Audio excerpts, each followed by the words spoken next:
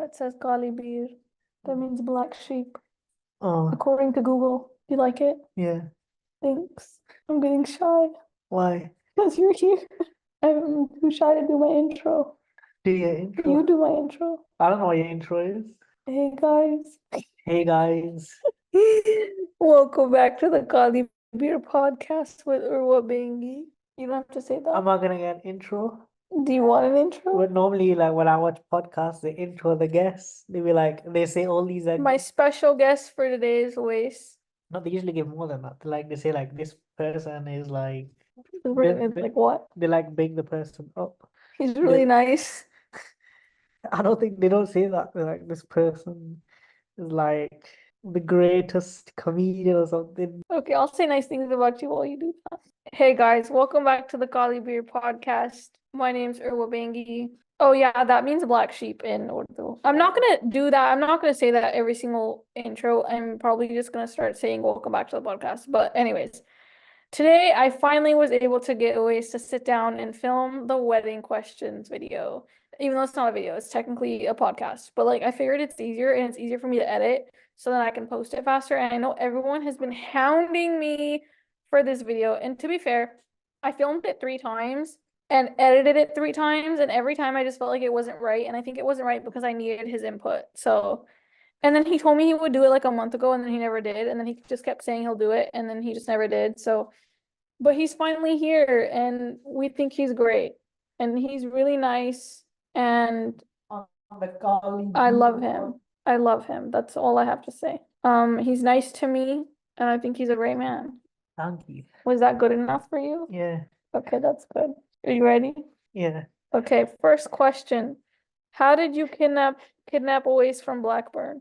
That's how did you kidnap me? I feel like that's a question for you. Um, I turned on those weird dudes that you like to watch, and I put a bunch of tea in the front yard, and then I set up a trap, and then I woke up and you were in there. You know, the weird dudes outside, man. Maybe you're not supposed to support them. I'm Beta Squad. We talked about this. The Beta Squad.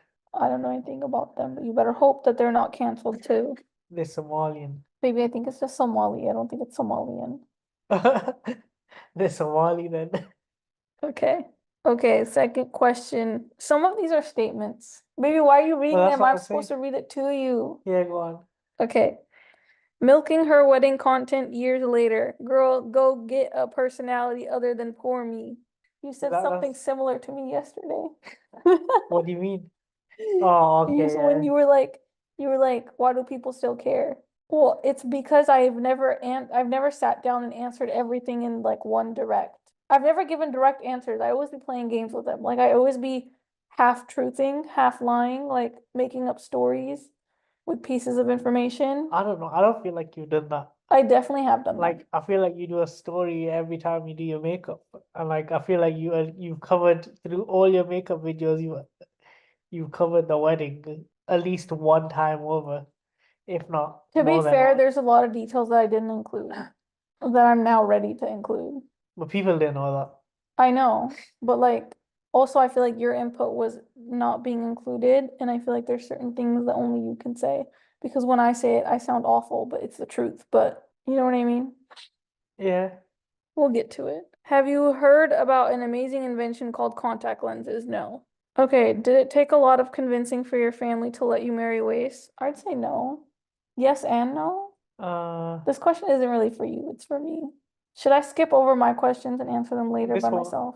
Or are you okay with suffering through sitting here while I Do you answer? edit this? I do, but I'd prefer to Mhm. not do all that. But if you insist, I will. What do you do? Pause it? No, I'm just making sure it's recording. Oh, okay. Now I do have anxiety about already be like what? Like No, I have anxiety about that, so I always check. Yes, in the sense that they were a little like skeptical about the idea of marrying someone in a different country, and they wanted to know the logistics behind it. Like my dad, especially, he asked me a lot of questions about like, oh, what does he want to do with his life? Like, what kind of person is he? What kind of family does it come from? Like, how is he going to take care of you? Like, what's your life plan together? What's your second backup plan together? Which I thought was a really good question, especially because the way that we had planned things was not how it worked out at all. Like we had a completely different plan for our lives and all that. And then what ended up happening was like very unexpected, very unplanned. So I feel like it was good that he asked that because I feel like it kind of helped me prep for the unexpected. You look stressed. I'm not stressed. I'm just taking it all in. That's good. Other than that, I feel like it wasn't. I feel like I've heard stories of other girls having a harder time. Like I've heard stories of girls like having to convince their parents every day for like 5 years or whatever. Like, Like but for the record, my maybe parents didn't just like I didn't just wake up one day and say, "Hey, I want to marry this random person on the internet," and it's like then a mix, like like I vibes, other vibes, and then you and answering all the questions. but also That's like I something said, I knew you like for a so combination of long. things. I knew you for so long, and my mom knew of you for so long. So Yeah. like I would go and tell my mom everything about you. So my mom knew like a lot about you.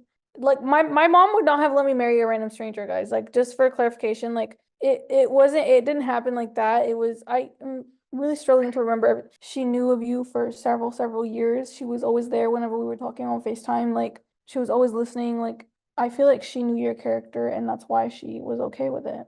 And also Huda knew of you because Huda was there during half our calls too. You remember? Yeah. That was so awkward. Anyways, okay. So I'd say yes and no. I'd say it was a mixture. Like I had to prove it was a legit thing and like especially to my dad because I keep my mom in the loop of everything, but like I don't keep my dad in the loop of everything. So with my dad it was a lot of logistics. But yeah, I'd say yes and no. I'd say it was like a normal amount of convincing them to let me marry him. But like I said, it's not I didn't wake up one day and like just yeah, if my parents had said no ultimately, it would have just been a no. Sorry, man. They said no, I would have been like, that's fine. No, I wouldn't have been that's fine. I would have cried for sure. For To be sure. fair, my mom knew it was coming. Like Well, my mom knew well, that I liked you. Okay, next question. Advice people should know before getting married. that is not a fairy tale. See, I feel like I've answered this question in my head. No, you Uh, answered it in my last video when I filmed it. You came in during that question only, answered it, and left. okay. I know, but I feel like in my head I've also answered it like just like randomly. Like whenever like things have happened, I've answered it. Like I've thought about it in my head and like reflected. Whenever an inconvenience happens, you're like, this is what people should know. No, when an inconvenience happens, I think it actually reinforces the idea of what people should actually know about marriage is that it's a job. Oh, that makes me feel Why? sad. Like No one likes their job. no, but I like this job. Yeah, you better. Yeah, like it's work, it's commitment, it's working to be like a better person for the other person every day. Yeah. So that's why I say it's like a job. It's something you gotta focus on all the time. Like you have your job that you go to that's 7, 8 hours a day. But this is like a job, a lifetime job. Yeah. So, well, what do you think? And then I can like bounce off you because I feel like I'm not wording it the best way I could. The biggest advice I have, and I tell this to literally everyone, is make sure you know what kind of family they come from. Because before I got married, I genuinely thought that you could separate the person from their family. Like, I really thought that because I'm so different from my family, but then after marriage, I realized that I'm more like my family than I thought I was. But like, I thought that because I was so different at the time that everyone could be different if they wanted to. So I wasn't factoring in your family when I was marrying you, and I kind of wish that I had because your family is very different than mine. Like yours is very individualistic and mine is very collectivistic. Is that the word? Yeah, Collectivist? I don't know. We're very I community know what you based. mean. Yeah. And so I don't want to say enmeshed, but enmeshed. We're very enmeshed. And you guys are very detached. So I feel like coming from polar opposites, like you've accumulated well, I'd say, but there's definitely those habits within you because another thing is like you are a product of your environment. No matter I, how badly you want to be different and may think that you're different, like, and even with me, I'm not just talking about you, like, even with me, I think I definitely thought I was not anything like my family. And then after we got married, I realized that I was more like my family than I thought I was. Like I noticed things coming out that I wasn't happy with that I've learned. And I think that that was an important thing that I wish I knew because there's also a lot of things that you do that mimic your family that mm, I'm not really a fan of. Do you know what I mean? Like that individual, it's that individualism that I Well, am just not a fan of.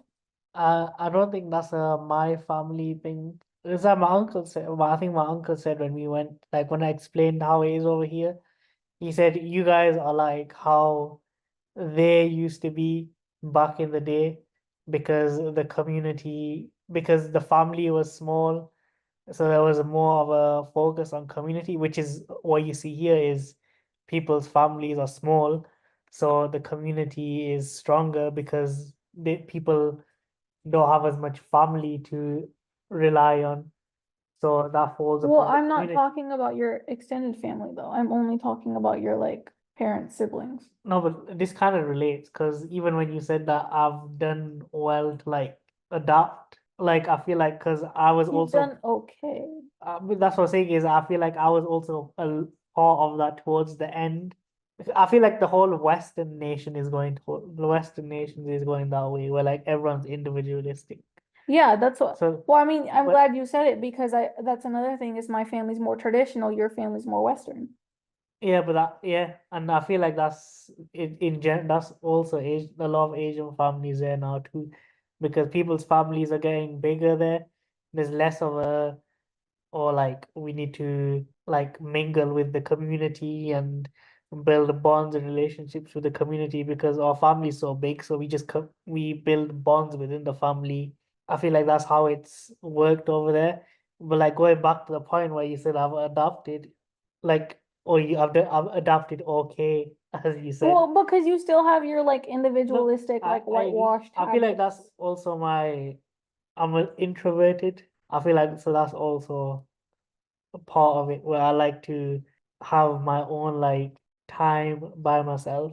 And that's fine and all, but I don't know. Like it's next level, man. Like when you went back home and then like I feel like for 2 years all I heard was like, oh, like I'm not giving this my all because I miss my family. Like, oh, I'm miserable because I miss my family, yada yada. Like you were all like sappy and all that for 2 years.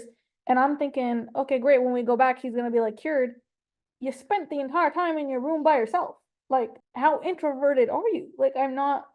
I think what you don't understand is I appreciate the company, as in the presence. The presence is How is enough the for me. presence anything when you're not even looking at each other Because or breathing the same air?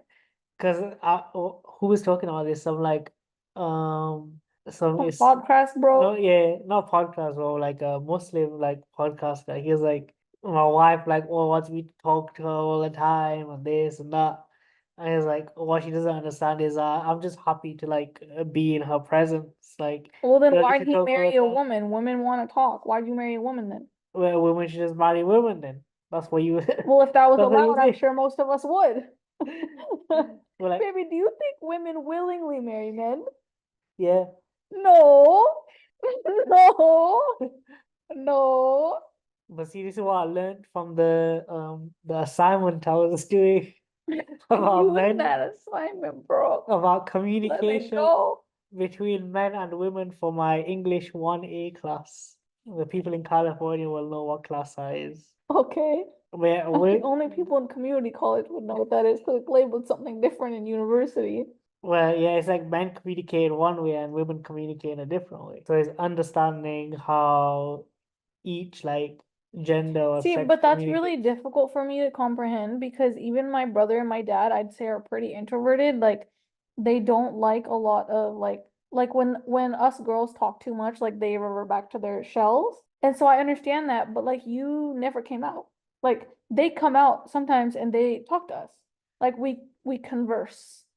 We have family, like, I like feel like I we do that more buy. now. That's what I meant when I said you've adapted well, but like I wish that going into it I knew from the beginning just how different and individualistic you are. Like I feel like you took that individualism that was learned through your family and like ran with it. Like you because even your siblings, like I've noticed they spend more time outside of their rooms than you do. Like you literally just stayed in there. Or you would go out with your friends, which is great. But like with family, like And the fact that everyone was telling me like, oh, we've never heard him talk that much. And in my head, I'm like, the man doesn't speak. Like, what do you mean you've never heard of it? He barely spoke. And you're like happy that he spoke like 3 sentences. Like I think you asked someone like you made one comment and people were like, they would look at you, they were like, oh my God, like he could speak. Like, and so I was just like, I wish I knew. And I'm not saying that, like, I don't think that I would have not married you had I known, but I wish I had known because I think I would have wanted to wait to get married if I had known. Because now I worry that you're going to pass that on to our kids, and I don't want our kids to be individualistic. I want our kids to have that collectivism rooted in them because I am a big believer in you need a community to grow. Like, I mean, think about it. Like, we all came from tribes for a reason. Like, we all were a community. Like, humans were thriving as a community. And then now, with Western society and colonization and like technology, like, we've all become, not all of us, but like a lot of people have become individualistic. And I don't like that. It's something that I passionately dislike. I think it's unhealthy. I think it creates a lot of loneliness. I think it makes it like there's so much like you've seen America's toxic work culture. This also goes back to my English 1A Oh class. my God. No, but it's actually a point because I think one of the assignments I was doing, it was like it was talking about phones. You heard the video I was listening to when I was doing that assignment, the TED talk, and he was like I don't everyone. think I actually like registered any of It it. was like a TED talk, and there's some British guy, and he's like, oh, people are addicted to their phones, and it's like led to more loneliness, and how like before you can't be forced to like converse and communicate in person, but now everyone like has their phones, they're stuck inside, they don't go outside, and they don't like communicate with each other, so it doesn't like build a community. So you just like in your own little sort of bubble in your own little house, and you're not Yeah, I really fully thinking agree. with other people. I fully agree. I think that phones and social media is so toxic, and honestly, if I could get rid of it, I would because like kids don't go outside nowadays. Like I don't know if you know, but like they've looked at the stats, like kids aren't breaking bones as much anymore. Which like I know is good, like good for you for not breaking bones, but it's because they don't go outside anymore. So they're not being active enough to even break Yeah, bones. And that is like that made me so sad to hear like and I agree, like being on phones has made people detached. It's made them lack empathy. It's made them develop what about me syndrome. They've developed an oppression Olympics like uh, victim complex. They lack social skills, like they lack the ability to keep a conversation going, like they aren't able to communicate well. Like there's all these issues from phones and I don't like it. I yeah, hate it. I do think that phones heavily contributed to this individualistic culture that we have, but like we're totally getting off topic. The yeah. point was, is that it's important to remember Well, that no matter how different someone is, they're still a product of their environment. yeah. So that's what. So okay, going back to where we started is you said that I've adapted okay, and that's because I was, believe it or not, I was part of a community You prior. mean your friends where you never actually had a real No, conversation? this was we used to live on a street, and like everyone on the You street, mean you used to play outside? everyone on the street, no, everyone on the street knew each other. All the parents knew each other, all friends, family friends, and like even now, like the like couple of people from the street that come to it's like a 10-minute walk. They'll come to like to see my mom will go to see them, and like they'll bring food, and my mom will take food. So this was like when I was a child, like up until about up until like midway through high school until I moved. So yeah, like the community, that was a community, and like everyone knew each other, talked to each other, and like I said, and then going forward to what we're talking about is that's when phones came into play towards like the middle of high school. So I feel like that's the end of where the community is like, because now I've been back to that street, and it's not like how it used to be when I was there. Like no one was outside, the streets were quiet. See, like I said, I've been like, but like I'm saying is I was part of a community, so I'm not. That's why it wasn't that hard for me to adapt. But like No, sometimes, I mean like you in general, like even at your house. Like when Well- we went back to your house to visit your family, like you weren't coming out of your room. When I was like with my extended family, then I was out and I was talking to people. Yeah, you were fine with your. I'm not talking. For the record, I have zero complaints with your extended family. I think they're great. I love them. 10 out of 10. Amazing people. Took me in as their own. Love them, appreciate them. I'm not talking about them. You were great with them. You were Yeah. talking to them. I'm talking about your parents and your siblings. You did not leave your room. You know the answer. I know the answer to that, but I'm just saying, like, it's hard to converse with my mom. My mom very much and I know has to that. like lead the conversation and be in control. Baby, So that's why what do you marry someone who does the same thing though? what I do that too. you don't do it to that extent. I know, because I try to be aware of it and I try to make room for you to speak because I do want to hear what you have to say. Like I value your thoughts and feelings. Unless they're illogical, You then don't I'm let like, me you don't oh. let me talk about the doors the other day. Baby, I'm sorry. I didn't want to talk about the doors. I apologize. I don't know why. I think that you caught me in a bad moment. Honestly, that's the only thing that I can say. Like I was in a vibe. I was in the zone. I was fixating, and you were trying to break down my fixation and worm your way in and talk about doors. And I apologize. I tried to go back to it, but I feel like I had already upset you by the time I had gone past it, and I apologize. I know I should have paid more attention to the doors. If you really want them ugly doors, you can have them. No, it was more about just discussing the doors and just a conversation about the doors. That's all. I'm sorry. But you're gonna have to like control the podcast and move on You to want the to move questions, on? otherwise Okay, you're gonna be stuck on. I'm so sorry. Okay. Did you have any small events like Dolki or Mayu's? If not, do you wish you did?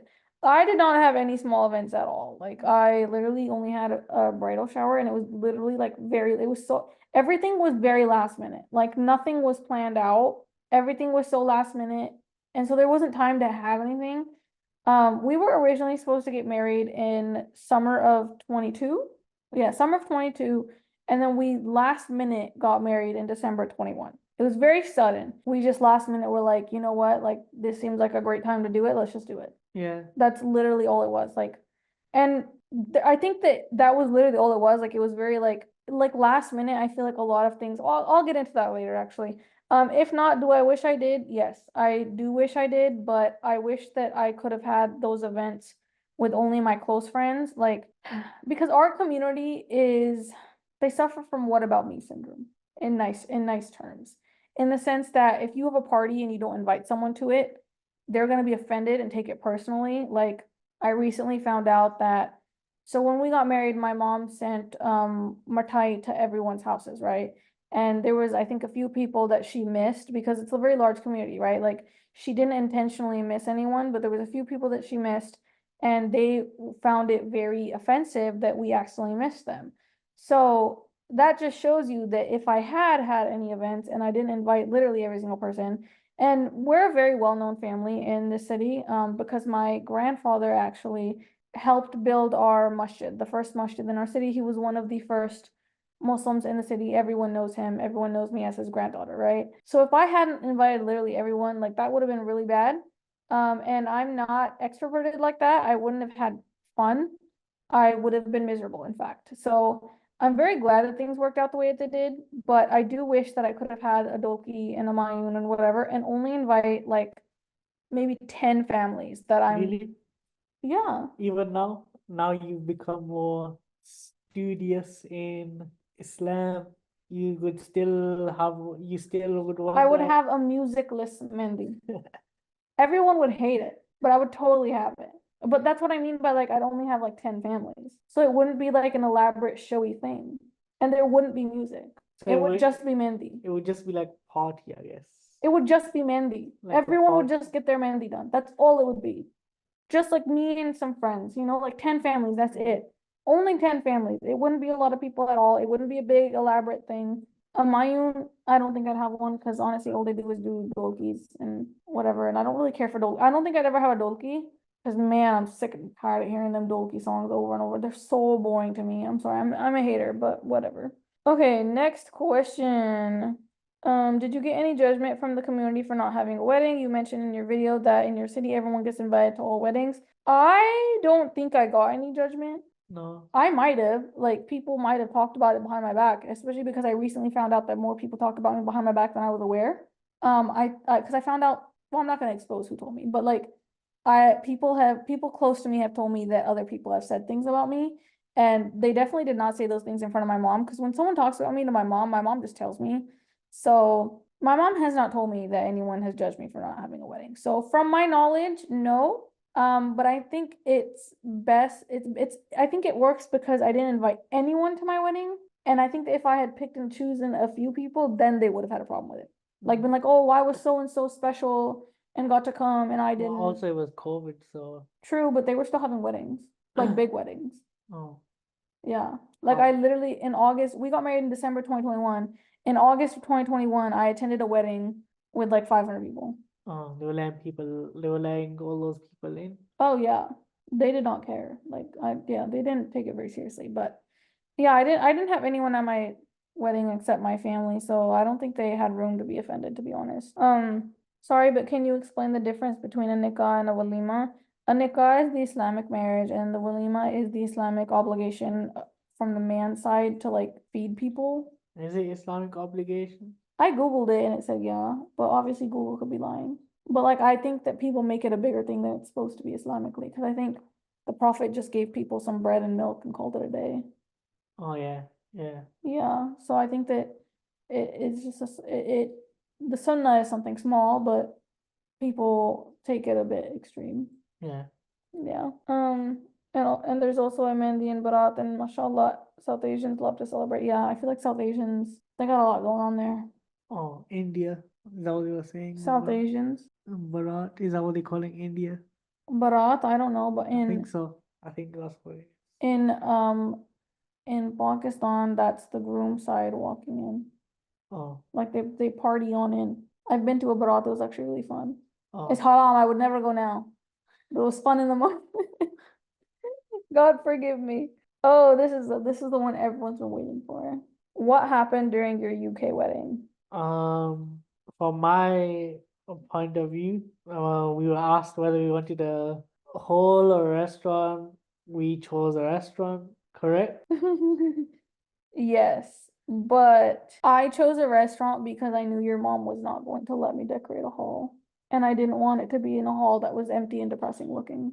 Yeah, So I intentionally chose a restaurant to protect my own feelings. that's fair. Because even when we were asking, because there was a bunch of companies that wanted to like do stuff for it, and I had asked him to ask her, and she was just like, no, like she's not okay with that. And then you had to like fight for it. Yeah, I think my mom's a very, what do you call it? Strong-headed, strong-minded Yeah. woman. Which isn't So always a bad thing. kind of like her way is the only way. So That's, I think, when it's a problem. yeah, Is like, because I'm also very particular, but I would never project my needs onto other people. yeah. So just to confirm, it wasn't just towards, oh, that's just the person she is. So it applies to everyone gets the same treatment. Me, I was allowed to decorate my room because it's my mom's, like, it's my mom and dad's house. So how my mom wants to have the room is that's how we're gonna have it. So that's just the person that my mom is. I'm sure there's other people out there that are like that, but I also know there's people out there that are more lenient. Yeah, like my mom let us paint our rooms, but she told us to do it blue. But we got to Yeah. pick what shade of blue. So yeah, but she let us do whatever we wanted with our rooms, to be fair. Like within limits. Like you couldn't like put a poster of like a boy up, but Mhm. like I had like a Demi Lovato poster and she was fine with that. But yeah, and then during the wedding, okay, before the wedding, this irritated me so bad. So I asked for a dessert table because I love dessert tables. I just think they're beautiful. And she did do that, which I appreciated. Her and then your mommy, a few of your mommies actually, helped with the dessert table. And then your mom got a balloon arch. Ooh, this triggered me real bad. She got a balloon arch, which I really appreciated because I thought it was beautiful. It was all the blue too. Yeah, it You was like don't want she just like wanted to do it. It was very thoughtful, which I appreciated the gesture a the lot. execution wasn't. The execution is where things went wrong. because I went out to get my Mendy done and I told her because we were gonna do it together and I was really excited because I was like, oh, we can like bond. Like this is gonna be our bonding moment. And because I'm like that. Like I'm a talker. Like I like to bond with people. I like to make connections and relationships. And so I told her like, oh yeah, we'll do it when I get back. And then I got back and it was like halfway done. And I was like, oh, well, I knew how to do it and I could have helped you because it was looking a little malnourished. You know, Uh, now that I think about it, I know why you and my mom sort of clash a little bit because you basically admitted it yourself that you're the same. yeah, no, I don't get So along with people that, you're both yeah, strong yeah. minded and like things are how you want them. So that's probably why it was a bit of a struggle. As in, it wasn't like so there wasn't like crazy stuff happening. Well, that's probably why there was a bit of a, I guess, power struggle, you could say. But the thing is while I am very strong-minded, like I know what I want, I'm also very compromising. Yeah. Like I'm very compromising, I'm No, very you are. accommodating. Like even when I came home and dude, there's a cat outside and he's literally like going crazy trying to look at it. Okay, anyways, I was okay with coming home and seeing that she attempted the balloon arch because maybe she got like impatient. I can understand that. The problem came when she told me the next day to get ready early. That way I could help her finish setting up. And I was like, that's cool. Like, I have no problem with that.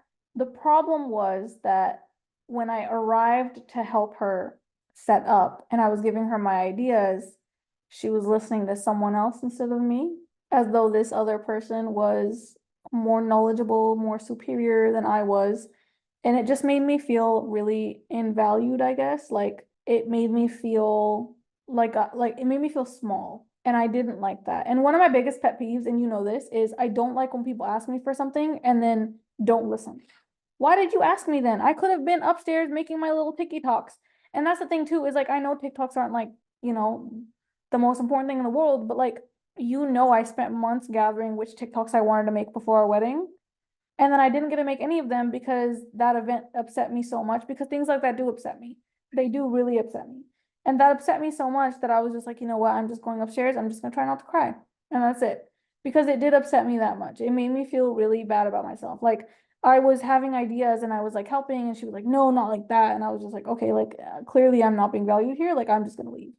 And I left and she didn't notice that I left. I think that's Mm. also what hurt me is like I when I left, she didn't notice that I left. Like you asked me to come down and help, but then I didn't matter. Yeah.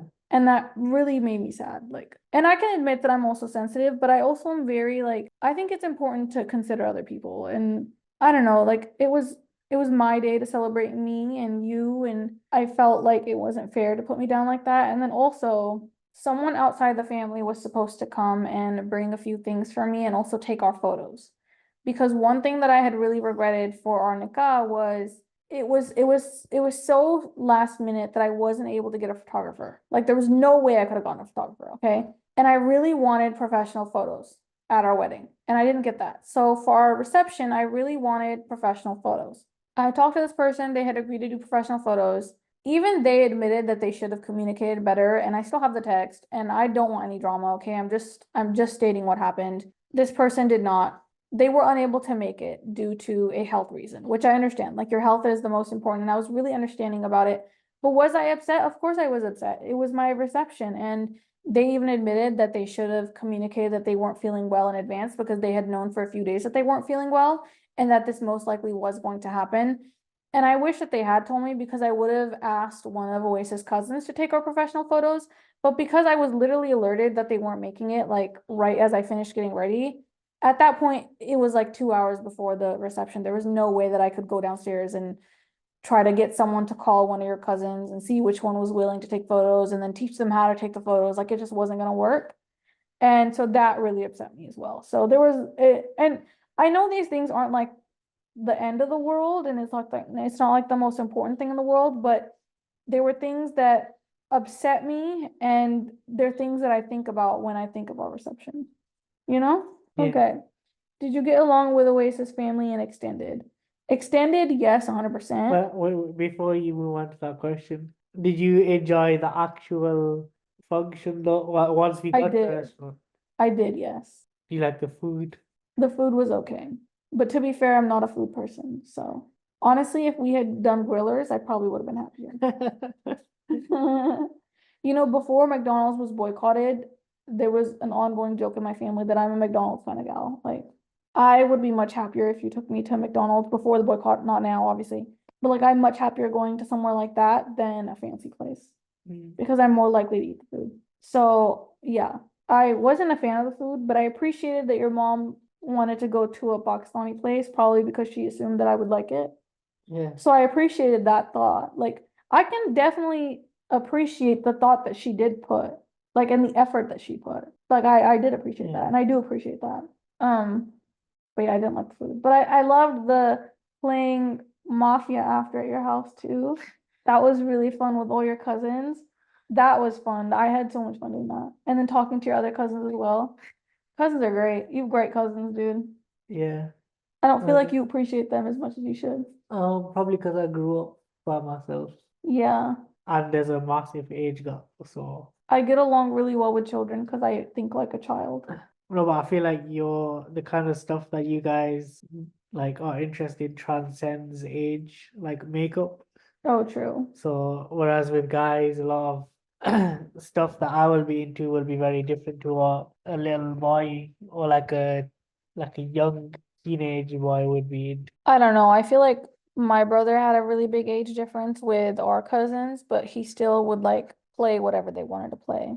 Like I get what you're saying for sure, but like he was like 20 years old having like sword fights with like a 10-year-old. You know what I mean? Yeah. And like he would do it because like he knew they would enjoy it. But like part of him, I think it's good to do things that are childish. Like it heals your inner child. Oh yeah. Your aunts and uncles are great too. Yeah. Yeah. I'd say I got along with pretty much everyone. And I think even the people that I didn't get along with, there was not any like major like drama by any means. There was just like we agree to disagree and I prefer to live my life and they live their life. Yeah. But at the wedding, I think we all got along. At that point, it was too early on for there to be any real problems. Okay, next question. Was it planned quickly or did you guys agree to marry and waited a while? It was planned very quickly, like Yeah. non-existent essentially. Like I said, we had planned to get married in summer of 22. We got married quickly for a lot of reasons. It just was like just it was very last minute, you guys. But like we were just like, my grandma she has dementia, she's unwell, like we should just do it right now. And then we just did it. And then but also it was like realistically, like I was planning to go to grad school at the time, and then he had just graduated. So it was just the perfect time to merge our lives together because it didn't make sense to wait and then have to redo things. And that also like really, I feel like people don't understand that. And that irritates me so bad because imagine we had waited until summer of 22, like you would have been working at the hospital for 6 months and then been like, bye guys, I gotta go. Yeah. Like, and then what started over again? And that would have been Mm. 6 months of a delay to get your green card, 6 months of a delay from you starting school, or I would have started grad school maybe, or I would have applied, gotten in, and then been told, oh, you have to move across the country, and then abandon that, and then have to reapply and waste my time. Like it just didn't make sense. So it just made sense. The decision that we made the most sense. I never really deep it that much.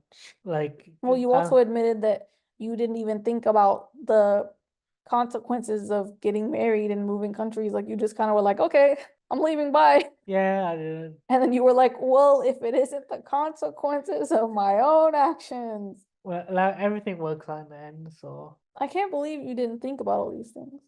Then again, you never think, so I guess it's fine. No offense. He's admitted there's nothing up there. Is that true? Speak for yourself, please. I don't like speaking for you. no, there is stuff up there. Well, whenever I ask you, I'm like, what are you thinking about? You're like, nothing. And I'm like, literally nothing. You're like, yeah, But yeah, at times, yeah. that must be so nice. Yeah, you just zone out sometimes. I don't zone out. Even when I zone out, I'm thinking of something. Oh my God, it was so funny. Random story, sorry, side story. Yesterday, I was watching TV, right? And one of the characters said thank you to another character, and the character goes, it's okay. And it made me think about how everyone in England would ask me if I'm okay. Yeah. And I just like went deep into thought about like like, why were they asking me that? Like, why? And Hulda goes, what are you thinking so hard about? Because I guess I was making like a face. Yeah. And I was like, really thinking about it. She goes, what do you think so hard about? And I was like, oh, like this. Yeah, so I just think it's funny that like you would just be thinking about nothing and then I'd be thinking about like everything. Anyways, advice to future brides, the same answer as earlier. That's my same answer. Know what kind of family you're marrying into. Yeah. Make sure you know what kind of family you're marrying into. I feel like nobody gives like proper marriage advice either. You don't think my advice is good? No, as in like in general. So like I went to like one of the dads. Mm-hmm. I was at one of the uncles, and Mm-hmm. like they were talking about like a marriage, but his advice was like jokey. He was like, get like a sofa that you can like sleep on in case something goes wrong. Like as in you have an argument and then you have a comfy sofa to sleep on. Well, shouldn't his And then advice be about avoiding the argument in the first place? well, that's what I was saying. And then he was like, "Oh, get like a garage with like AC and heater, so that like if you have an argument, then you also got a garage that's comfy too." I So hate then, that. this is I was just like, when he was saying that, I was like, yeah, that made me think like no one actually like gives like proper marriage advice. Mm-hmm.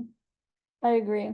Because no one told me, like, I mean, my mom always told me marry someone who loves you more than you love them. Like, it's better to marry someone who loves you than to marry someone that you love that doesn't love you. And I agree with that. I think that, especially after I got married, I feel like that's so true because sometimes I do feel like I love you more and I hate that because I feel like I'm more considerate towards you than you are to me sometimes.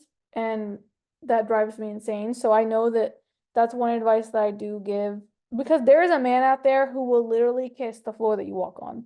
I don't know why Yeah. you don't do that. You should probably work on that. But like there is a man who will do that and you will eventually fall in love with that man. So go for that man instead of a man that you're like obsessed with at the moment or whatever. That's my biggest advice. And the man who makes you a better person because I feel like you made me a better person.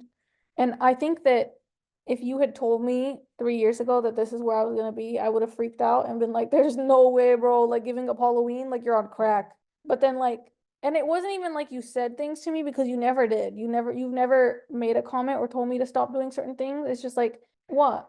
I know I don't say anything. You're right. But I do these little things. Have you been manipulating me to get rid of Halloween? Not get rid of Halloween, just like just like to make you think about it. Wow. No, because I know with you I can't say Yeah, I don't do think. well with being told what to do. Yeah. So I have to, with you, I have to do things in a certain way where you come to the conclusion and realization yourself because that's a better way for you to like change or let go of something or do something. Wow. Find a man who does that, y'all. Don't find a man who be telling you what to wear No, and but what not to wear. I feel like that's just something you gotta learn to do in general, like adapt how you I don't know how to do talk that. to I just people. say what I want to say. Yeah, because like you'll meet people in life in general, like in work or whatever else, and you have to be what do they call it, tact. You have to be tactful or use tact or whatever. Clever. You have to go about the situation in a way that doesn't make you come across as something negative to that person. You know what? I really underestimated you. When we first got married, you told me that you're very clever. And I thought to myself, there's no way. This man ain't got nothing in his brain. Like, no, not in a mean way, but like, you know how you say there's sometimes you're not thinking anything? So I'm like, there's no way he can be clever if there's nothing up there. And the man doesn't speak. There's no way. But I see now. I underestimated you. I mean, you're still a man at the end of the day. You still have man flaws, but you're a lot more intelligent than I thought Is that what you just come to that conclusion now or before? right now. Oh. Not saying that you weren't intelligent, just that I underestimated you. And now I feel like you bamboozled me. But I didn't bamboozle. You got rid of I didn't, I Halloween. didn't go into it like, oh, I'm gonna like do this for my advantage. I went into it like I just tell you things in certain ways because I know you're more receptive to things if I tell it to you in Maybe certain you should be a therapist. no, because then you say what you literally say I'd be a terrible therapist. You're right. Like You'd I be a say, terrible therapist. I gotta say things in a certain way and it comes. You do. You say things very rude sometimes. Anyways, let's move on because I feel like we've been here forever and we're not even halfway through the questions. If you could go Oh back yeah, and wait, change. wait, wait. Going back, the first question, what was it? Is the advice, compromise, and No, this is advice for women, not for men. or this is just in general I advice. don't. I think men need to work on compromising more because women have compromised for centuries. That doesn't mean that there need to be compromise from both, No, I agree, because the roles are different but I now than think it that, was centuries ago. but I still think that men should compromise more. Yeah, I'm just saying in general. I'm not saying which one should be more. I'm just saying there should be compromise, understanding, and If one he like doesn't let you get 10 cats, don't marry him. yeah, because like sometimes I'll think like if you in a certain thing, like if something happens, then I might be like negative towards it, but I'll come around after thinking about it for Yeah, a you while. do that thing where my dad and my brother do this too, man. It's so annoying. Because I We're need like, time to think you about guys it. throw pity parties, like you're like, no, I don't want to, huffing, puffing, all this like a man tantrum, and then eventually you come around, you're like, all right, let's do it, and I'm just like, what is your problem? Like, why can't you just agree to it from the get-go? Because I need to think about it. Dude, look, he looks so cute. He looks so cute, buddy. Yeah, that's my advice to future brides is tell him you want 10 cats and tell him that you're not joking. And tell him that he's cleaning the litter box. That should make him run away. And if he runs away, he's a red flag. Okay. That's my advice. If you could go back and change something, what would it be? And I would have done a hair trial and a makeup trial beforehand because I kind of wish that my hair and makeup was different. I would have changed, not going for a haircut. I told you not to. I swear, like I got rinsed for that hair too, and so like comment. You did. You really did. Yep, so that was rude. You really did. And it was so funny. I literally told you not to, and you were like, no, it's fine.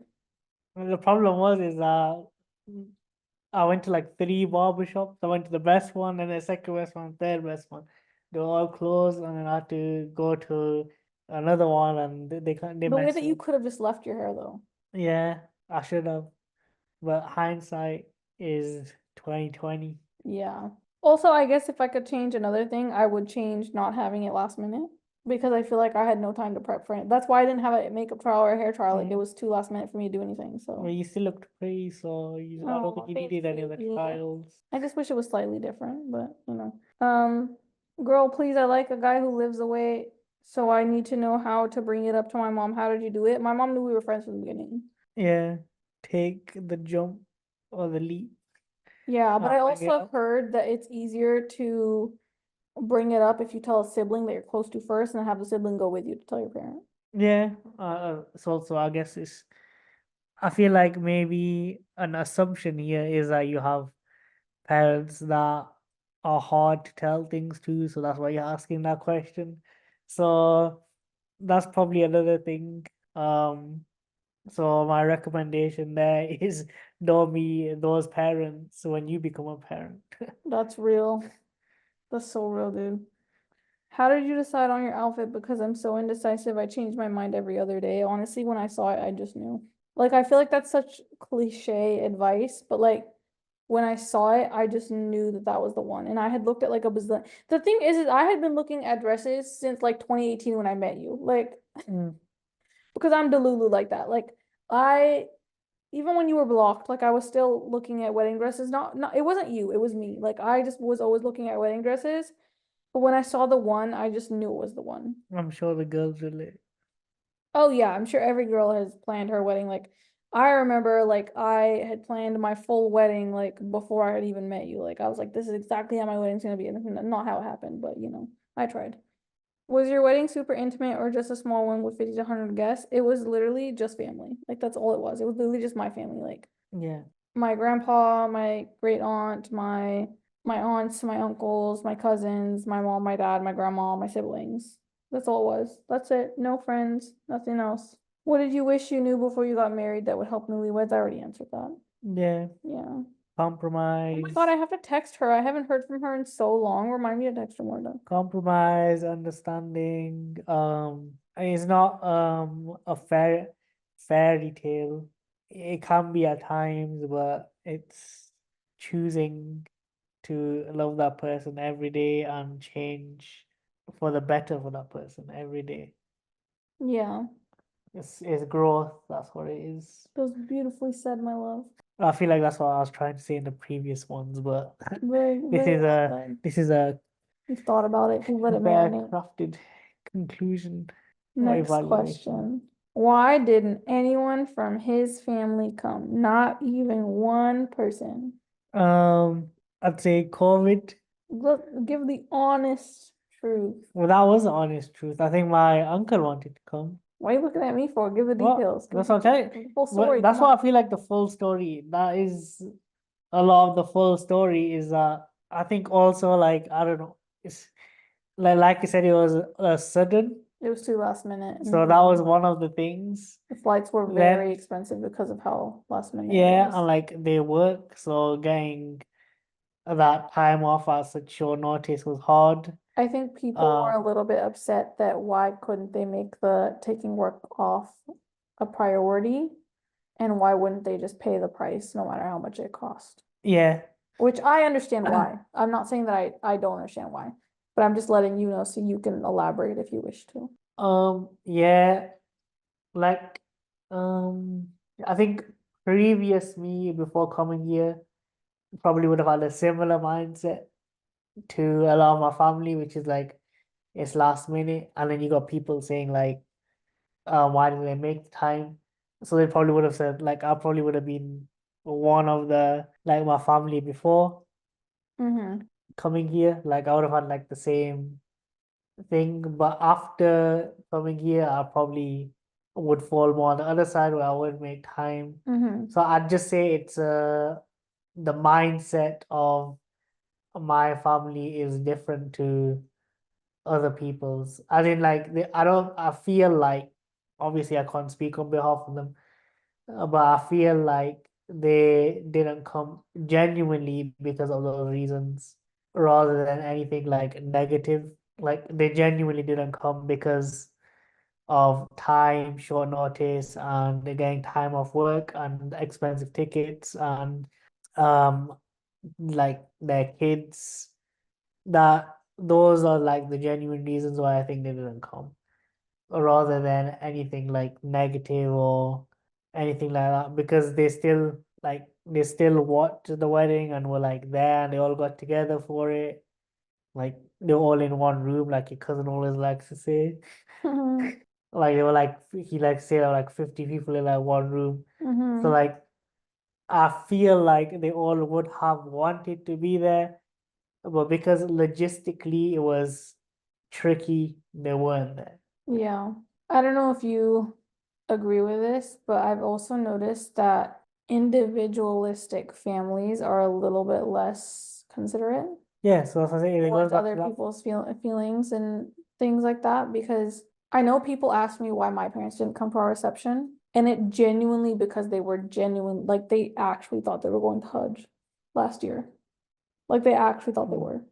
Because if not, they were ready to come. Like they were planning on it. Like my mom had told her friend in England, like she's gonna come visit her when she comes for my reception. Like they had planned to come for the reception. It just so happened that we had planned it the same time that Hajj was that year. And then obviously they didn't end up going to Hajj, but then they didn't want to spend the money going to the reception because then it was expensive and they were saving that money for Hajj. So I can understand that. But I know that they wanted to go just to be supportive, you know? Yeah. And like my friend, I have a friend in England who is engaged and she just got diagnosed with cancer. And honestly, like when she gets married, like I'm gonna go. Like Mm. even if it's for like 3 days, I'm gonna go because I think it's so important to show up for the people that you care about. Well, yeah, that's what I'm saying is I fall more into that now than I was previously, into that line of thinking. Yeah. I've answered that question before and people didn't believe me. But then they also want me to answer why your parents didn't make it a priority. How am I supposed to know? That's their Well, prerogative. I don't know what they want to, like my parent, like my family are not well to do or well off. Like they can't buy like $1,000 ticket or one I'm thousand. pretty sure it was like $2,000 at that point because it was so last minute.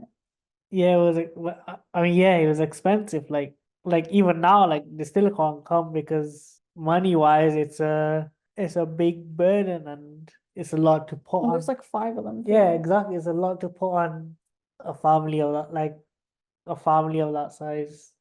They have bills to pay. Like I wasn't even mad about it. Like, and obviously, like I really wanted them to visit, but like I'm never mad that none of them have visited because it's expensive. Like, why would you like to come here of all places too? Like, Yeah. I don't suggest it. I don't take offense to it. I don't know what people do, but I don't take offense to it. Okay.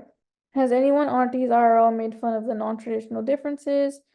Example, height, him coming here, me being the breadwinner. Well, I'm not the breadwinner anymore. I was for like what, 6 months? A Yeah. year, I think, a year. I It don't was a think year. It was I a don't year. think you'll be even when we're in our respective careers. I mean, I'm definitely gonna make more money than you for a good Really? while. For a good Well, while. well, that's what I said when we're in our respective careers.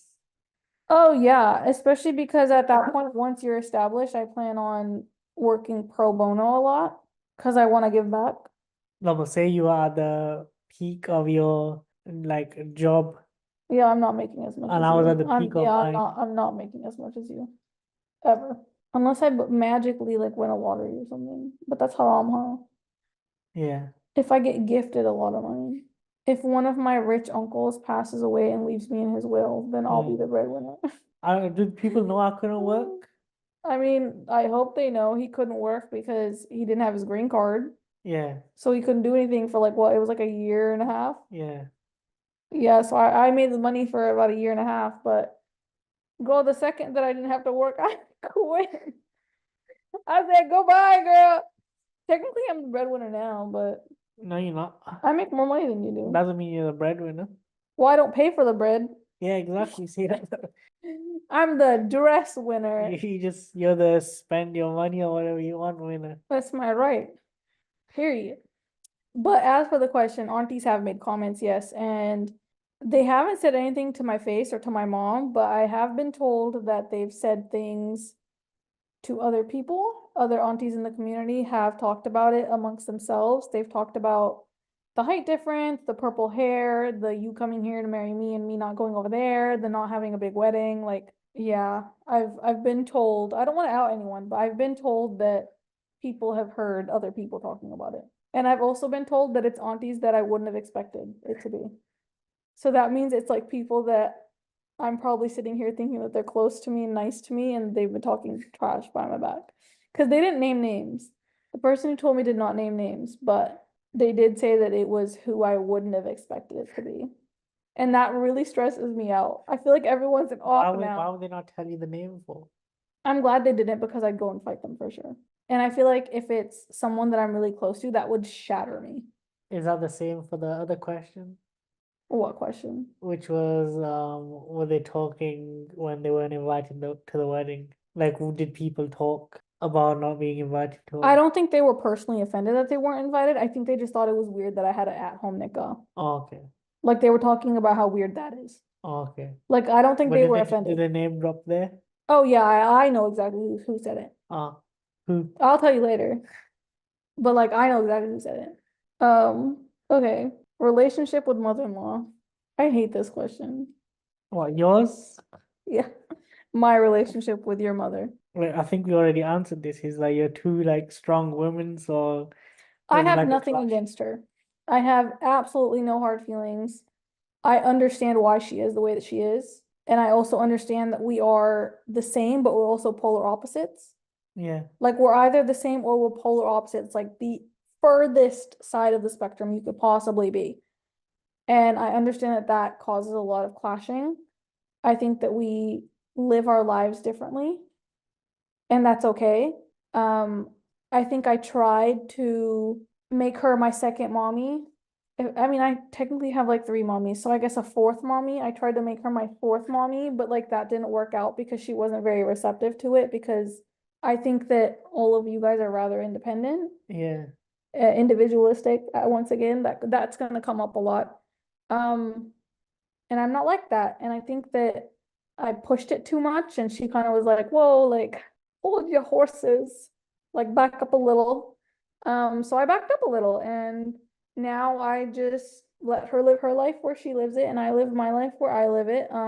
I think that she can be a little blunt sometimes, and that can be a little hurtful, and I don't know if she knows that. But I have told her that, I mean, to be fair, she did apologize. She said if she's ever said anything that hurt my feelings, she's sorry, which I appreciated. And I also said to her, like, I'm sorry if my American ways are found offensive, and I tried to explain to her my intent of like pointing out my observations, because I did that a lot in England, and I feel like that might have annoyed her a little, where like I would notice something and I'd say, "Oh, that's interesting because we do it like this instead." And I would say that, and I feel like when she heard that, I think when neurotypical people hear that, they think, "Oh, she thinks she's better than us." But when I say it in a neurodivergent way, I'm saying it like, this is interesting. You do it like this, I do it like this. Like, just like, oh, that this is me. Like, this is how, so you can understand me. I'm giving you this information to understand me. I'm not giving you this information to think I'm better than you. I'm giving this to you so you can understand me and accommodate me. You know what I mean? Yeah. And I feel like that maybe didn't translate very well. I mean, I don't think it translated well to anybody. Do you think your whole family hates me? No. Because I'd be really sad. No, but like you said, I think it's a neurotypical thing, I guess. Yeah. Your family's very It doesn't neurotypical. translate well to the people online too. Well, it's because most of them are neurotypical too. That's the The thing. thing is, the society is mostly neurotypical. Like, there's one example where, like, Well, I feel like I did the same thing when I came here. Did I not? yeah, you did, but like less obnoxiously as me because I'm more verbal or vocal. You're less vocal, especially around other people. You do it to me a lot, but not to other people. Yeah. Versus with me, like I would do things like, one example I can think of was like your brother was like charging your sister for something, and I was like, "That's interesting. My brother's never charged me for anything." And it wasn't me saying like my brother's better than you. It was me saying like, Oh, okay. cool, like Yeah, like okay, yeah, this is a culture yeah, difference, like that's I interesting. would have noticed that. But I think in the situation, I think, yeah, like you said, when you said I'm not vocal about certain things, it comes back to that, me being tactful, as in I can understand in situations where if I say something, it might come across a certain way.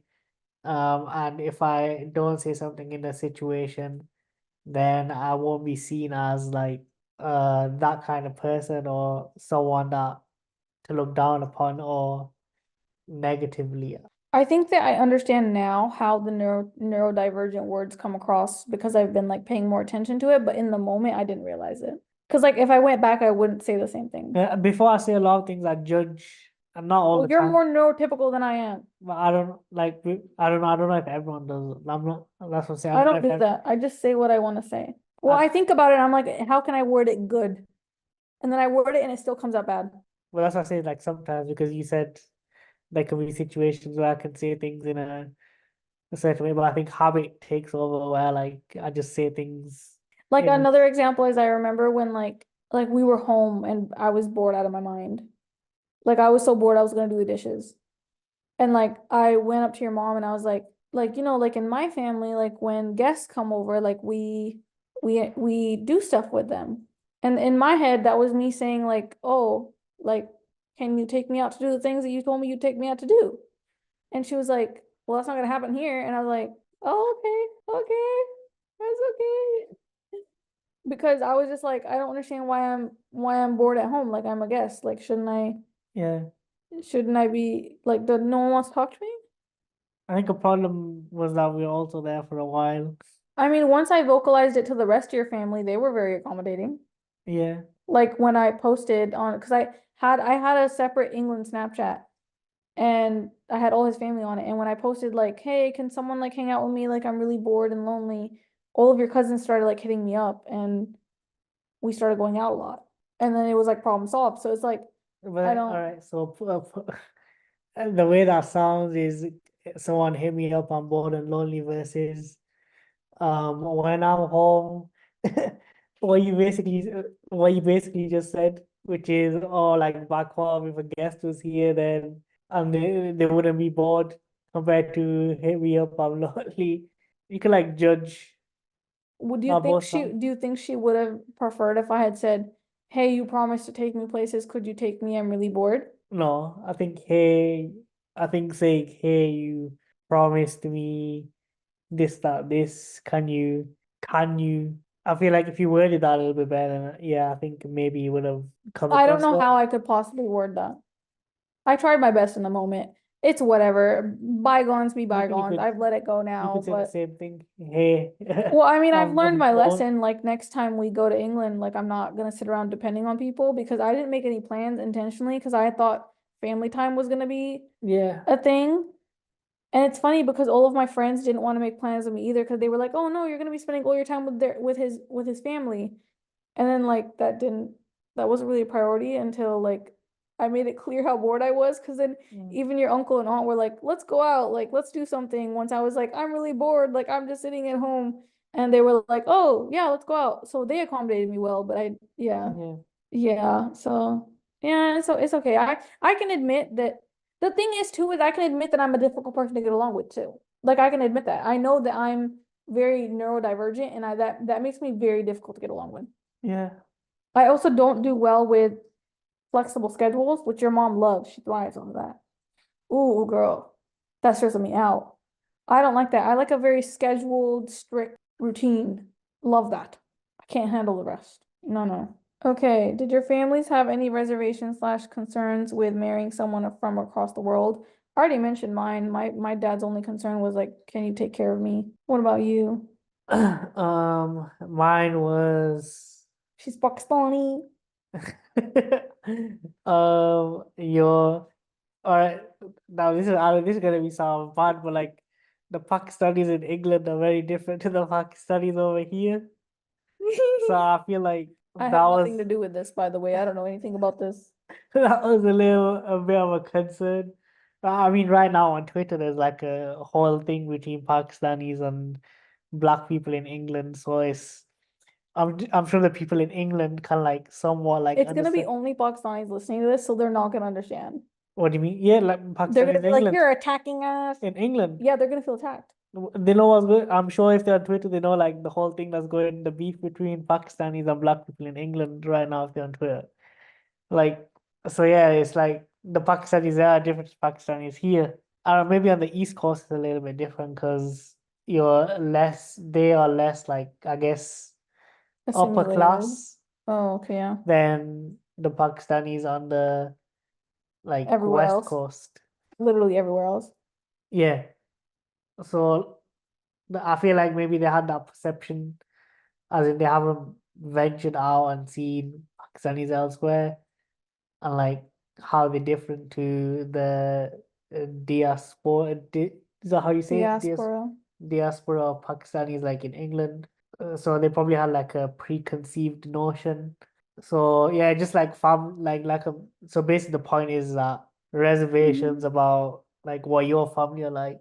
I'm sure your family probably had the same reservations. Yeah. And then also the logistics, how everything was gonna work out.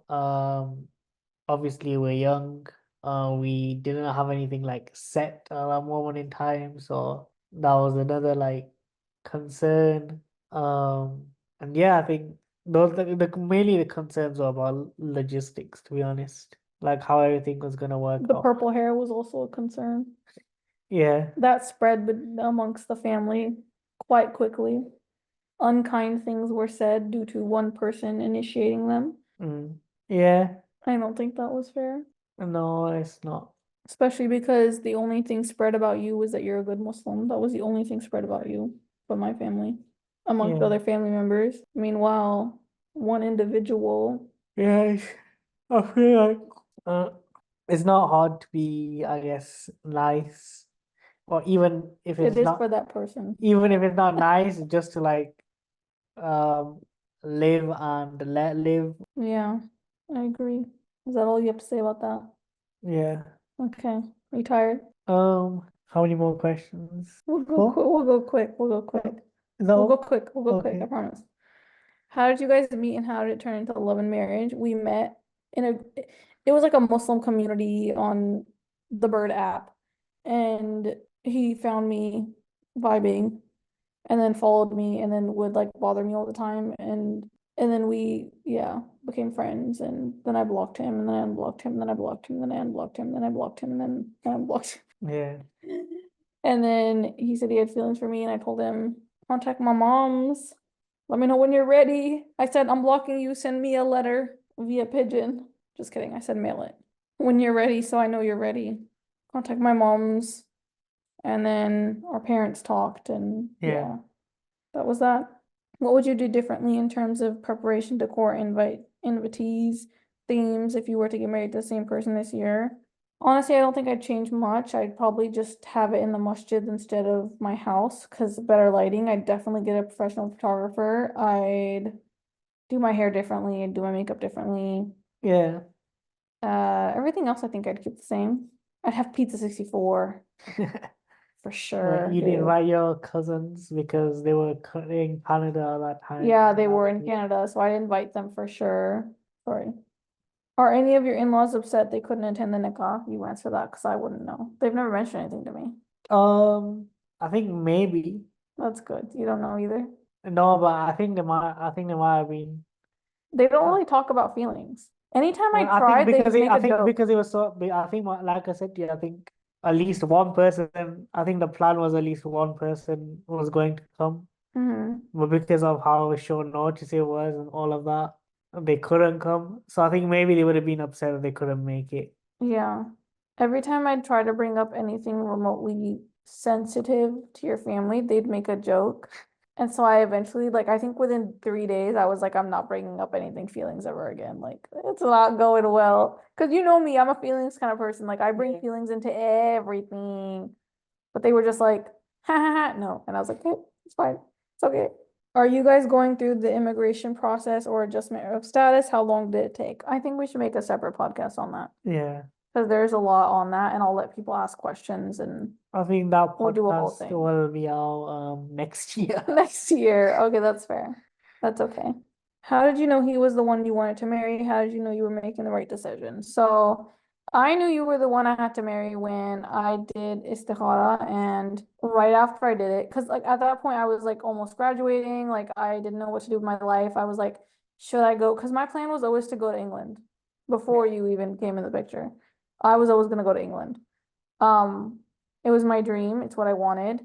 And so I was like, do I go to England? Do I stay in America? Because my parents were like, you're not going to England. And I was like, I'm going if I want to go. Like it was a fixation. But I had started the process of like applying and all that. And the BPS never got back to me. BPS, if you're listening to this, I want my 35 pounds back. Thank you.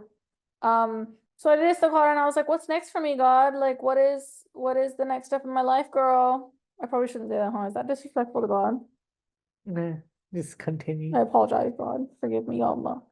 Anyways, and then like the next like 3 days, I had that dream about you knocking on that door right there, Yeah. and I opened it, and you showed me your phone, and you were like, "I need your help." And then we walked, and then you were like, "I feel lost," and I was like, "Whoa." And then like I debated messaging him for a few days, and then I did message him, and he was like, "My grandma died," and I was like, "Yo, like that's crazy that I had this dream and your grandma died." Like literally, like she died what, like 2 days before I had the dream? It was like really Yeah. close. It was freakishly close, and I had no idea until like months later that it was like that close.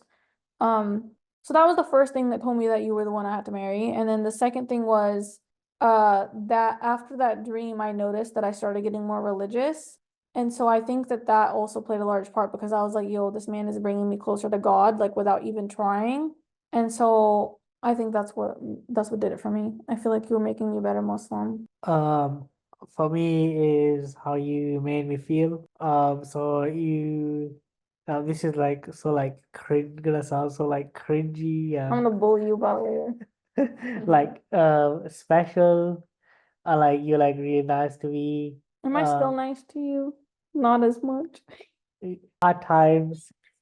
Oh, baby, I'll be nicer, promise. But you gotta stop trying to cuddle with me when we're sleeping because it wakes me up. Well, Stay in your lane. you're already awake when I call you. No, but I'm in the process of going back to sleep, and then I feel bad. I when I have to shit you, I feel bad because then I'm like, oh, that was so mean. Like I don't want him to feel like I don't love him. But like, girl, I can't be touched when I'm sleeping. Like I just need to sleep in my zone. See, this is what makes the whole worship the ground. She walks on Okay, yes, but you're supposed to kiss it after I walked away. harder for me because you are very particular. It's not my fault I'm neurodivergent. That's what I'm saying. It makes it a If lot I harder. had known I was neurodivergent before we got married, I would have given you a That's what I'm saying. It's a disclaimer. lot of the normal things that people can do for their like significant You know other what? is Just bring me easier. chocolate and bring me strawberries and we're good. That's what I'm saying is I already do that and I do things You're that such a good man. I'm I sorry I do. cut you off. Continue on. I, How did you know I was the one? oh, wait, let me finish this. Okay. I lost my train of I'm thought. sorry. I always cut you off. It's a bad habit. Yeah, like I said, is the things that I do for you might not be seen as romantic, but I'm trying to be thoughtful because you don't follow the same rules and pathways as normal people. Are you saying I'm not normal? No, I'm just saying That was an you're, awful word I'm choice. just saying you're unique. So I have to go about things in a different way that you appreciate. Well, I appreciate that. Now tell us why I'm the one. I told you, like, you made me feel special. You You are were special. kind and nice to me. And yeah, just the way you made me feel, that's what made me think that you were the one. Do you still think I'm the one? Yeah. Yeah, you But better. then that also brings me back to because you asked me, am I nice? And I said, sometimes. Well, that comes back to the whole advice thing, which is there's gonna be times you're gonna go through like tough times. But Sometimes you're not gonna be nice, but the but you important should try to be nice. but the important thing is that you like work through those times or want to work through those times and work through those times. And the important thing is that you want to be that person and you want to, yeah, like I said, work through those times. Yeah, that's really good. What's a British thing you found totally bizarre? You okay? Why would I not be okay? Why are you insinuating that I'm not okay? I don't know. How come no one came? So many people asked That's the that. same one. I know, girl. We We already don't answered. have to answer it We again. already answered that What question. do you feel you missed out on your wedding compared to other weddings? Professional photos, professional hair, and a sense of community and the sense of my friends. It's crazy. I feel like getting married now would be better than getting married when we did. That's because it was literally Because you already, no, but even, I feel like maybe it's the same for, I don't know if it's the same for everyone, but because then you like build relationships with people. So true. then when like getting married now, you'd have like more of a, I'd have more friends there for sure. because before it was just like when we got married, for me, it was just like a bunch of strangers. Yeah. And now you're like close to them. Yeah. You and my grandpa are so cute together. And my cousins, him and my cousins are cute together. Who else? What else? Well, everyone, to be honest. No, but what else would I change? I think that's all I would change. Well, I mean, I'd also like to have your family there, to be honest. That's also one thing I would change is I would definitely have your family there. Do you have a good relationship with your in-laws? Most of them, yes.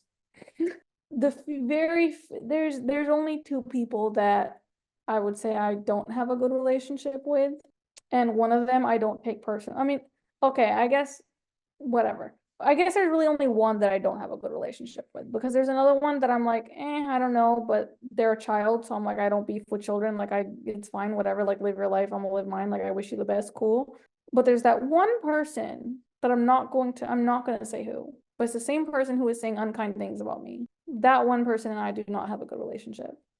And that is also the same person that I knew that this person was saying unkind things about me before we got married, and I had thought, okay, let me give it a chance after marriage because they had seemed okay after marriage, and I was like, okay, like let bygones be bygones. Like I want this to work. I want us all to be friends and happy. And then we went to England, and I feel like that made it worse. This person was on my close friends on my England Snapchat story and decided that it was okay to share my story with someone else that I had not consented them seeing my story because I did not trust this person. I do not trust this person. I don't know this person, but from what I've seen about this person, it's not someone I would trust. And it's funny because they admitted it, but they were making a lot of excuses for it. And always, would you like to tell the story of how that went down? Wait, can you Wait, can you explain this again? The story that was screenshot, and then I said, "Why'd you screenshot that?" And they said, "I didn't." And they admitted that they were screen recording it on FaceTime with another person. But then I told you, and I was like, I feel really violated by that. And then you went and like yelled. Oh, okay. Yeah, I think it's just a bit immature. I think they don't understand that's the problem is that they don't understand, I guess, boundaries and Honestly, respecting other people's wishes. And a lot of it comes down to they don't understand that just because you're online, it doesn't mean you can. I feel like this is a case for a lot of people because I've heard a lot of YouTubers and like influencers say the same thing where like people feel entitled to do whatever because that person is online. So that gives them the right to do whatever because they're out there. mhm, That's not the case. Like that's still a person. You still have to like respect that person and their wishes and treat them as you would like any other person because mhm. so them being online shouldn't make a difference as in how you approach them or treat them. I think I just didn't expect it from a family member. Yeah. So I was very hurt and upset by that. And I made it clear to everyone who witnessed that I do not care for this person anymore. I made it clear that I felt disrespected. I made it clear that I was owed an apology and I was not given one. I made it clear that I want nothing to do with them anymore. And I stand by that. I want absolutely, I've told Awais he's more than welcome to have relationships with whoever the heck you want to have relationships with, but this person is not someone that I want in my life at all. Very disrespectful. And honestly, I think that they enjoyed it. I really think that they got a kick out of it, which makes me sick, honestly. And I hate how many people defended this person's behavior. That also hurt. And I've created distance between me and the people that defended it as well. So the only people I am not that close to, I'd say I'm close to everyone except that person and the people that defended their behavior because that was just not okay. I don't know if other people that didn't witness it know what happened, and I really hope that the rest of your family wouldn't take their side because that would really hurt. But I don't want anything to do with that person. Like I'm good off of that. And then another person also admitted that they didn't see me as family, and that really hurt. But like I said, I don't beef with kids, so. What's your favorite memory from your wedding? The mafia for sure. Yeah. Oh, I'm getting bored and tired and I don't care anymore. We talk too much. This is like a 2-hour podcast. Jesus. How did you tell your parents about him? What was their reaction? Did you face any challenges? I already talked about that.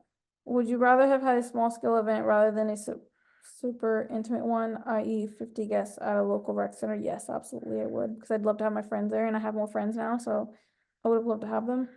What was what was the first feelings you felt after getting married? At peace or overwhelmed? At peace, 100%. And I think that if anyone does feel overwhelmed as a woman, that's a red flag and listen to your body.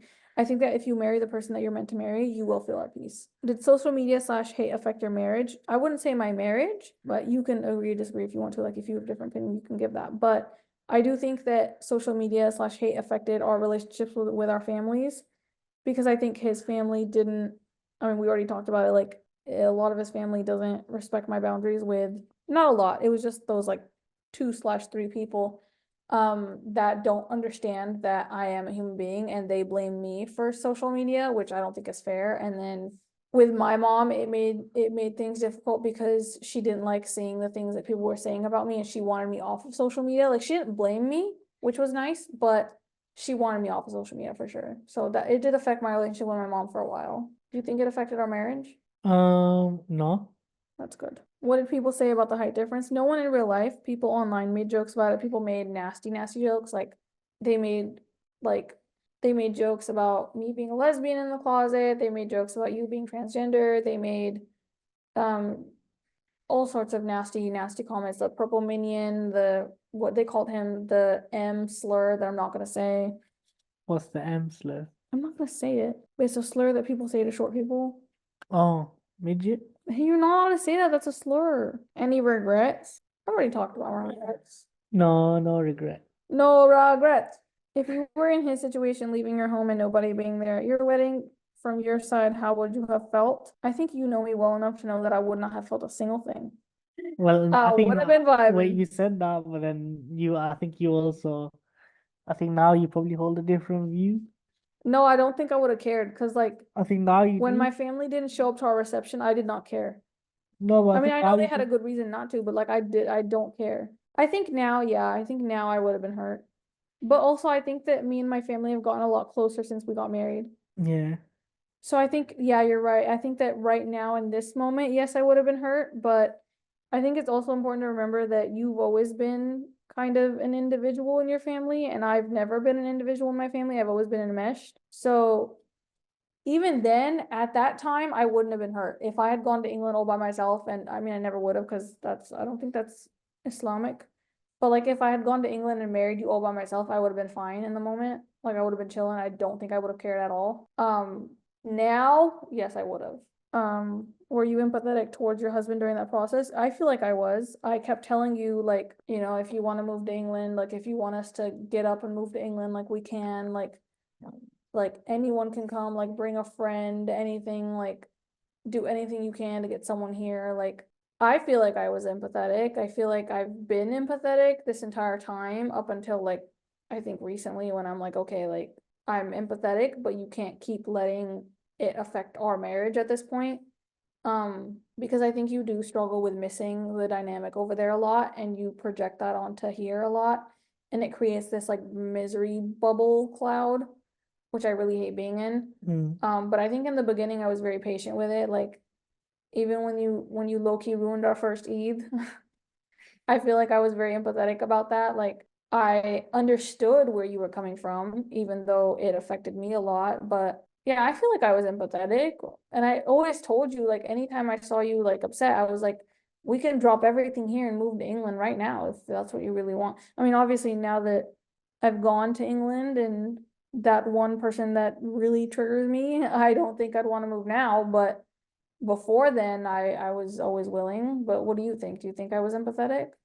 As much as you could be. Like I said, I've always held the view like you can be as empathetic as you can be. But if you haven't been through the situation yourself, then you don't know what it's like and you can't actually put yourself in that person's shoes completely. Yeah, yeah, that's true. When you got married, what made you guys decide to stay where you are and not move to the UK? I know you say you love UK now. Do you want to give the truth about why we didn't move to the UK? It was hard for us to move to the UK because being it would have been hard for us to be housed there.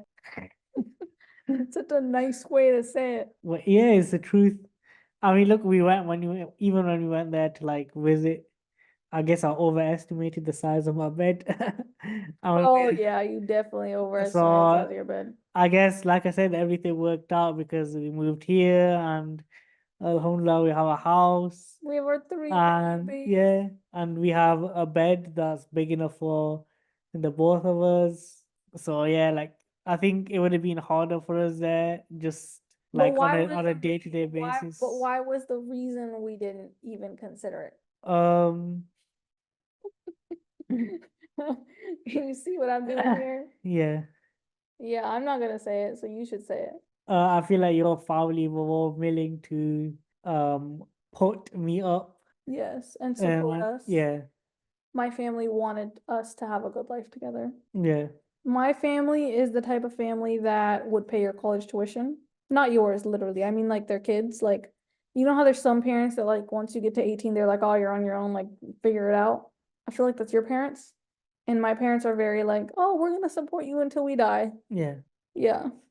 It's tough for my family to financially support I mean, we didn't expect them to like financially my support, family to be fair. specifically because my mom and dad don't exactly have like skilled jobs, so it's tough for them already to support just like my siblings and themselves. They've done a good job to get where they are now, but like they just don't make enough money to do the things that I guess they might have wanted to do it, but I I mean, mean, to be fair, we didn't expect them to pay for any of our stuff. It was literally just a room. yeah, That's all it was gonna be. I think that from what she said, I think the idea of having to pay for me was scary for her, yeah. which I can understand. I just wish that she'd been kinder about it. Yeah, like yeah. Like instead of being like, we're not gonna pay for her, I feel like she could have been like, we can't afford to. Yeah. Yeah. Well, like that comes back to the logistics thing, is that was a concern. And everyone blamed me for you coming here. Well, I've been waiting almost 3 years for you to say that. Thank you. Has your family accepted your husband and does his family accept you? For my family, I'd say majority of them always accepted him. There was just a few that struggled a little in the beginning. And I think it's because it was just scary to the idea of someone taking me away from them was scary for them. I think that's what it was. And so it was a little difficult in the beginning, but I think it's gotten a lot better now.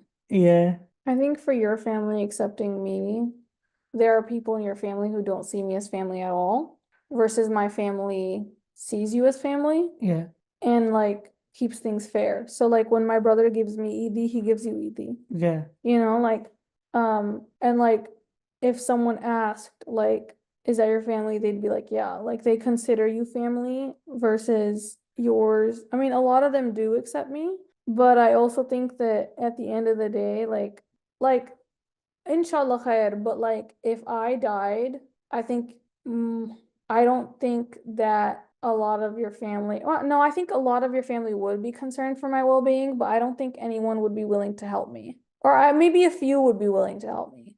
I don't want to hurt anyone's feelings. I think they're great and I love them and I hope they don't get offended. But like I think that the relationship would die off. I don't think they'd care to keep contact with me at all. Versus if, wait, did I say if I die or you die? I think I know what you mean. Either If way, you died, I don't think a yeah, lot of your family would care to keep the connection going. Like I think a lot of them would be like, cool, we don't really know her anymore. That's cool, whatever, bye. Versus like the few that I have like a very close relationship with, I think they'd care to still keep up with my life. But if I died, my family would, I know there are people in my family that would take care of you until you were able to take care of our home here and then get yourself safely back home. And even if you decided to stay here, I know there are a lot of people who would house you. Like I know that for a fact. Like there are mm, family members that would always have your back. And I think a lot of them would be there for you, especially because I've seen the way that funerals go in my family. Like we're very close, all of us, extended and all. Like I think that you'd have more support than I would. And I also think that a lot of them would still keep in contact with you because they'd want to know how you're doing and things like that. Like, you know what I mean? yeah.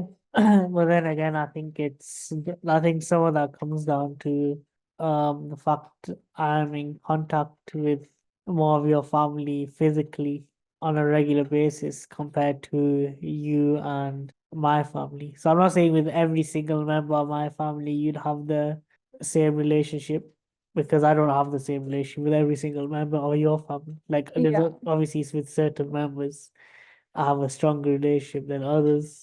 But I feel like if you were present, then I feel like you might feel different to how you feel now. No, I agree because there was definitely like Because then you build that a bond. lot of your family, I did feel like part of their family. A lot of them I did. So I agree with you.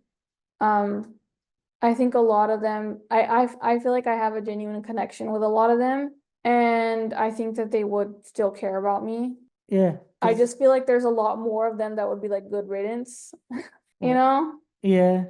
Because a lot of them, even after we came back from England, a lot of them unfollowed me. Mm, And I was just like, okay, like I don't know what beef we have, but that's cool. yeah. I think being present does help you build bonds. Like if you ask me the same question like a couple of months after I got here, I think I'd give you the same answer you gave. Mm-hmm. Well, obviously time and being present, physically present, I think increases the strength of those bonds and relationships. So then your answer changes over time. Yeah, but I just think it's weird that after I literally went and tried to like form physical relationships with a few of them, like they just were like, well, we've had enough of her, bye. And then I'm just like, what the heck? Like we were online friends for like what, 2 years, and now you just don't care about me anymore? Yeah. I'm a little confused. And it was more than one of them too. Like it was a good handful of them, and I was just like, what is going on? But whatever. What was your experience like with in-laws? I feel like so many Asian girls have negative experience with in-laws. What tips do you have for them girls? My biggest tip is have a man who defends you, because when that Snapchat situation happened, if he hadn't defended me, I don't think that would have been good for our marriage at all. Um, Also, I definitely would have gone and cussed him out, to be honest, and that would have been really bad. So I'm glad that he took care of it, so I didn't have to. Um, my best advice is don't take care of it yourself. If you ever feel like you have to defend yourself and your in-laws, leave that man, honestly. Because the second that you defend yourself, you're going to be the villain. Even if they've been abusing you and you defend yourself, you're going to be the villain. So it's just not worth it, honestly. It's at that point, just leave the marriage. Because if your man isn't defending you anyways, why are you with him? I don't know. But I wouldn't say that I had the same experience as most girls. So alhamdulillah for that. I feel like they took care of me for the most part. Obviously there was a few issues with a few people, but I don't want that to skew my perception of his entire family. Like I do think that his family took very good care of me. They took me out to eat, they took me out to explore, like they bought me things, like they took very good care of me. They accommodated my eating issues, which I really, really appreciate. His mom made me butter chicken, which was actually very good. And I say actually because I feel like I'm very picky with butter chicken and I feel like a lot of people can't make it good. So it was really good. She made really good mac and cheese and she made it like twice for me or three times even, I think, which I found very kind and considerate and I appreciated a lot. So she also didn't expect me to lift a finger. So I appreciated that. Like she didn't expect me to come to her house and be a maid, which I really liked. So I don't think I experienced the same as other girls. I think my experience was very different. If anything, I'd say my experience was more similar to white girls than Desi girls. Yeah, that's what I would say. Why did you marry someone from another country? Did you try dating someone in America first? I didn't date. What do you want me to say? I've always wanted to marry someone British. I've been manifesting it. Just kidding. Making dua, I mean. Why do the in-laws treat you like shit? I mean, I wouldn't say they treated me like shit. I'd say that one person treated me like shit and then a few other people hurt me. But I wouldn't say that they treated me like shit. I'd say majority, I'd say they treated me really great. And I actually can't wait to go back. Honestly, like I think about it literally every single day. I can't wait to go back. I'd love to buy a home there someday and hang out with them every summer. That's the dream. Are the new rules of immigration in Britain gonna affect your move? We're not moving to England, so no. Why was it so casual? Like besides the wedding or besides the outfits, it didn't seem like a normal wedding. It was a normal wedding for us. I feel like first of all, normal is overrated. Second of all, the Prophet didn't have a big elaborate wedding. So are you saying that his wasn't normal? No, he is also on short notice. Yeah, but like even if it wasn't, even if I wanted it like that, I'm offended that they think our wedding was not normal. It was good for us. Yeah. I wouldn't have wanted a big, fancy, elaborate wedding. First of all, I don't want my parents' hard-earned money going towards a wedding where a lot of people in the city talk shit about me anyways. Like a lot of these people in the city have not been kind to me. They've been talking badly about me since I was a little girl. Why would I want my parents' hard-earned money feeding people that are literally going to show up to the wedding and talk shit about me for wearing glasses? Because they did. I was told that someone heard someone talking badly about me wearing glasses to my wedding. They talk shit about my purple hair. They talk shit about him being British, or sorry, him being shorter than me. Like it would have been a whole thing, and I didn't want to deal with that. I didn't want to deal with that on my wedding day. Also, because I'm very perceptive and I can tell when people are talking about me. So it would have just been an anxiety-filled day. Also, I would have had a headache because bright lights gave me a lot of headaches and I can't handle it. And it would have been hot, and it just doesn't sound like a good time. Like I literally went to an iftari tonight, and I feel like dirt after that. Like because there's too many people looking at me. Like and that wasn't even a wedding. So imagine an actual wedding. Like I'd freak out. I don't think I'd ever want that. And like I said, I'd really emphasis on the even if it was planned out in advance and I could have done whatever I wanted. I've told my mom so many times I never would have had a big wedding because I'm so big on I don't want my dad's hard-earned money going towards people that have been unkind to me since I was a little girl. How's it been for both of you adjusting to the differences of background slash culture slash habits in terms of being British and American? I feel like you've adjusted better than I have. Yeah, but you can't really answer. You can't really answer very well because you've only been there. No, I mean like your British tendencies that you brought to America, I don't cope with them very well. Oh, you don't cope with them very well? No, Maybe that's your neurodivergence, I guess. probably. That plays into that. I don't like when you act British. To be fair, I didn't realize that British and Americans would have so many different culture differences. Yeah. I didn't realize it. I thought we were the same. until I went there and actually experienced it myself. I didn't realize it. I just thought you were rude. And then I realized it was just the culture, and I was like, oh. And it's funny because we think you're rude and you guys think we're rude. Yeah. I don't know who's actually rude. Well, when we say you're rude, you've said you've noticed it yourself where when we got back and it was those two women were just talking. Oh, they scare the hell out of me. Yeah, so that's Okay, what we talk about when you guys are I can rude. understand that. Yeah. I would say Americans are definitely ruder, but I think British people are very I think the abrupt. mannerisms come off as rude for British people. Like we just we say something, we're straight and to the point, and then that's that. Like we're not rude as in like outright rude, but the way we say things comes across as rude. True. That's something I struggle with the most. That's what I struggle. I feel bad. We're like rushing the end of the podcast. I'm not going to be happy with it now. Like when like you said, when you went to the iftar today and your uncle offered me food, I said, You what? said it's okay. Oh, you said I'm okay. Yeah, I said I'm okay.